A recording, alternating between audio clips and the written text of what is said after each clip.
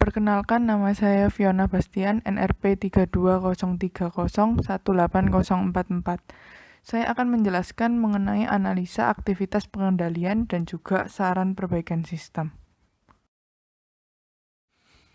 Yang pertama, analisa aktivitas pengendalian. Ada 3 jenis pengendalian yang akan saya bahas pada hari ini, yang meliputi pengendalian pemesanan aset, pengendalian penerimaan aset, dan juga pengendalian pemeliharaan aset.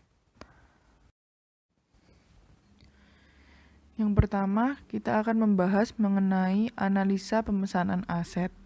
Pada saat analisa pemesanan aset ini, ada 4 aktivitas yang merupakan pedoman utama dari sistem pengendalian ini, yaitu berhubungan dengan otorisasi transaksi, pemisahan tugas, dokumen dan catatan yang memadai, serta verifikasi independen. Yang pertama yaitu otorisasi transaksi. Pada saat pemesanan barang, otorisasi pada Excellence Beauty Lounge adalah manajer mengotorisasi dan mengecek barang yang mengalami kerusakan dengan melampirkan bukti kerusakan. Jadi, sebelum melakukan pemesanan, manajer ini mengecek dulu apakah barang ini sudah benar-benar rusak atau belum. Yang kedua yaitu pemisahan tugas. Saat barang itu rusak, bagian kasir yang bertanggung jawab terhadap pemesanan barang atau aset baru serta keluh-keluhan. Yang dimaksudkan di sini yaitu saat barang itu rusak dan sudah dikonfirmasi oleh manajer, maka bagian kasirlah yang bertanggung jawab untuk melakukan pemesanan. Yang ketiga yaitu dokumen dan catatan yang memadai, di mana untuk saat ini tidak ada dokumen yang dicatat, hanya komunikasi langsung aja antara manajer, sponsorship, dan juga bagian kasir. Yang keempat yaitu verifikasi independen, di mana saat barang itu rusak, manajer itu mengecek barang dulu sebelum melakukan keluhan dan pemesanan terhadap sponsorship. Yang keempat yaitu analisa penerimaan aset.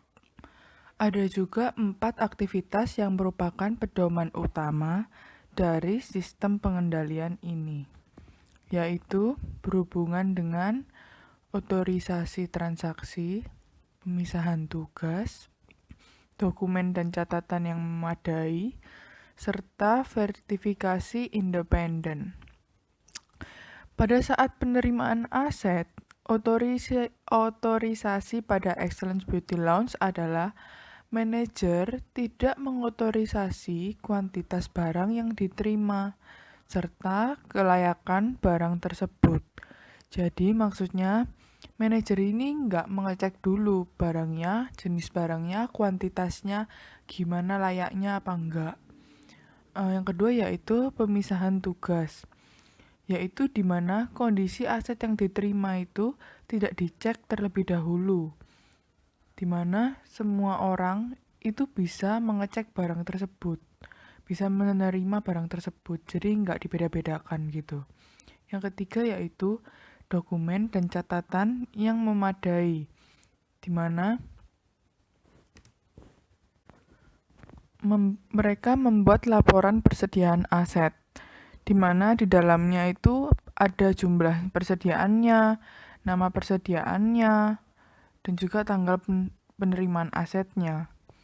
Yang keempat yaitu verifikasi independen, di mana mereka itu nggak ada yang mengecek barang dari sponsorship ke toko, jadi nggak dilihat dulu kuantitasnya, kelayakan barangnya ini baik, buruk, cacat, atau bagaimana. Yang berikutnya adalah analisa pemeliharaan aset, di mana juga ada 4 aktivitas yang merupakan pedoman utama dari sistem pengendalian ini, yaitu berhubungan dengan otorisasi transaksi, pemisahan tugas, dokumen dan catatan yang memadai, serta verifikasi independen. Pada saat melakukan pemeliharaan aset, bagian otorisasi transaksi ini, manajer mengotorisasi dan mengecek giliran pemeliharaan setiap minggunya. Jadi mereka mengecek setiap minggu siapa saja yang mengurus.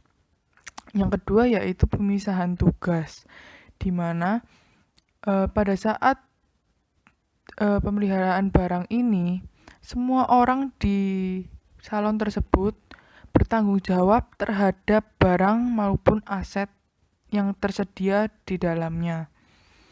Yang ketiga yaitu dokumen dan catatan yang memadai.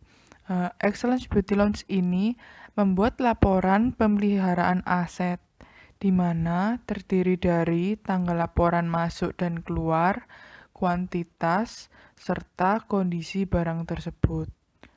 Yang keempat yaitu verifikasi independen, di mana manajer itu melakukan pengecekan setiap minggunya. Jadi mengecek apakah sudah oke apa belum. Nah, bagaimana pendapat kami mengenai sistem pengendalian excellence? Lebih unggul atau lebih lemah? Untuk jenis pengendaliannya, pada saat pemesanan aset, kami simpulkan bahwa excellence ini memiliki pengendalian yang lemah. Karena saat aset itu rusak, tidak ada proposal yang diberikan.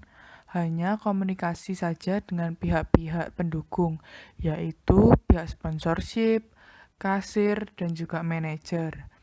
Yang kedua, yaitu penerimaan aset. Menurut kami, pengendalian ini juga lemah karena tidak ada bukti-bukti atas penerimaan barang, di mana kita tidak tahu siapa yang menerima barang tersebut saat dikirim, berapa kuantitasnya, kondisi awalnya itu bagaimana, nggak ada yang tanggung jawab. Yang ketiga yaitu pemeliharaan aset. Menurut kami, pengendalian dari excellence ini, bagian pemeliharaan juga lemah karena tidak dilampirkan kapan aset itu dipelihara, siapa yang memelihara, dan jumlah yang dipelihara bagaimana, keadaannya bagaimana, tidak dijelaskan. Oleh karena itu, kami membuat saran-saran perbaikan untuk sistem Excellence Beauty Lounge. Yang pertama yaitu mengenai prosedur revisinya.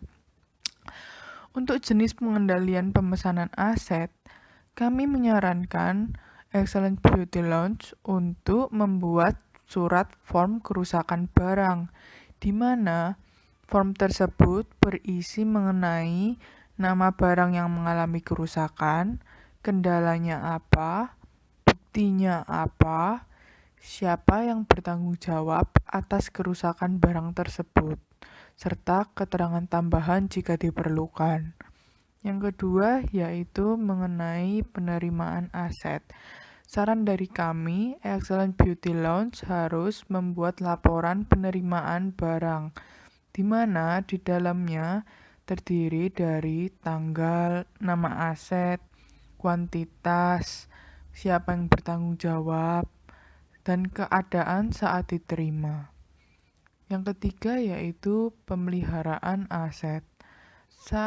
Saran dari kami untuk pemeliharaan aset Excellence Beauty Lounge dengan cara membuat kartu atau form pemeliharaan aset yang dimana isinya berisi tentang nama mesin, kode barang, kuantitas yang diperiksa, kondisi barangnya setiap hari atau minggu, serta keterangan barang, keterangan jika diperlukan.